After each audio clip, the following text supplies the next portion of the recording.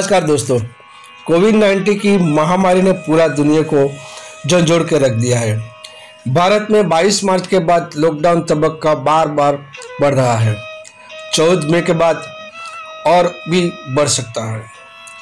ऐसे में अब तक भारत में करीबन 37,700 केस हुए हैं, जिसमें से 21,130 की रिकवरी और 2,215 की मौत हुई है।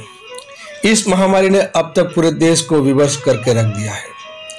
दमन की परिस्थिति अब चरम सीमा लांघ रही है। लॉकडाउन चलते हुए ही दमन प्रशासन ने दमन की गरीब जनता एवं रेशन कार्ड धारकों को पूर्ति सुविधा उपलब्ध करवाई है।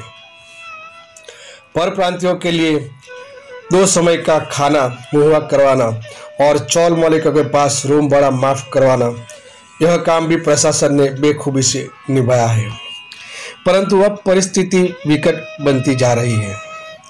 दमन सिलवासा में अब फैक्ट्रियों के काम करने वाले श्रमिकों की जुबान बोलने लगी है। सरकार श्री की ओर से लॉकडाउन के वक्त बंद कंपनियों को उनके श्रमिकों को पूर्ता वेतन देने की फरमान ने अब फैक्ट्री मालिकों को भी झंझोड़ के रख दिया है। एक और महामारी से जूझना, उत्पादन बंद के चलते नुकसान सहन करना, पीएम फंड में अपना योगदान देना वगैरह परिस्थितियों में भी वजह से अब कंपनी मैनेजमेंट की कमर भी अब टूटने लगी है।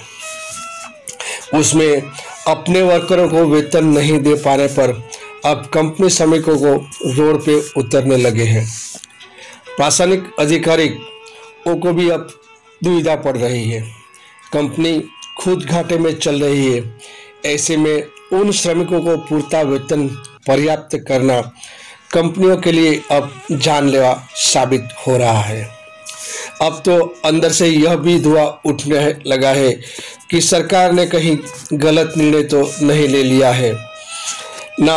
अगर इंडस्ट्रीज को श्रमिकों को पूर्ति वेतन की बजाय आधा पगार भी देने की बात रखी होती तो आज यह परिस्थिति दस्तखत नहीं देती और मालिक और श्रमिक दोनों को राहत मिलती।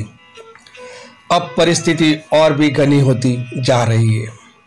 अन्य राज्यों से परप्रांतियों को वतन जाने हेतु साधन मुहैया करवाया जा रहा है, जिससे चलते अब दमन सेलवास के श्रमिकों ने भी वतन जाने का मन बना लिया है और रोज पंचायत और सरकारी कचहरियों में फॉर्म भरने के अपने वतन वापसी के लिए बार बार मिन्नतें करने लगी है।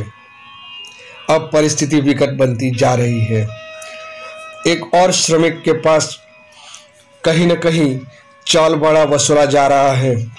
कहीं न कहीं श्रमिकों को खाना न मिलने की वजह से और अब जेब में रुपए नहीं के बराबर होने की वजह से अब श्रमिकों आंख बबूले होते जा रहे हैं।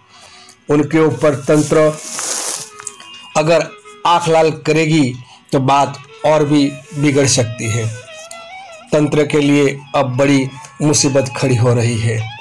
अगर परप्रांतियों को वतन वापसी कराए तो आने वाले समय में इंडस्ट्रीज की कमर टूट सकती है और अगर दमन सेलवास में ही श्रमिकों को ठहराने को कहे तो आगे जाके उनको काबू में रखने का भी एक सवाल खड़ा हो सकता है। अब यह महामारी किस किस को ले डूबेगी, यह तो आने वाला समय ही बताएगा। जय हिंद। दमन स्वराज की ओर से पंकज पटेल।